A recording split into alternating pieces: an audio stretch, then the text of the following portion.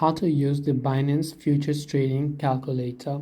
Now, the Binance Futures Trading Calculator can help you calculate profit and loss, which is P&L, initial margin, liquidation price, and return on equity (ROE) before placing orders.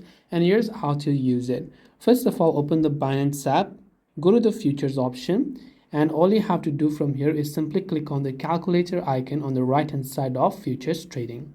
Once you're here, you can choose long or short. So first you can select P&L, target price, liquidation price, or max open, whichever is your choice.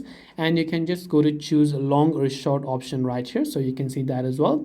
Now you can enter the order's entry price, exit price, and quantity. You can also move the cursor along the side slider bar to select the leverage level and just click on the calculate option from the very bottom of the screen. The result for the initial margin, P&L, and ROI will appear on the right. You can also use the calculator to calculate your target price, which can help you determine when to take your profit.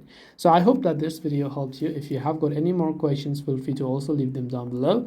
Thank you for watching till the very end of this tutorial, and see you soon in the next video.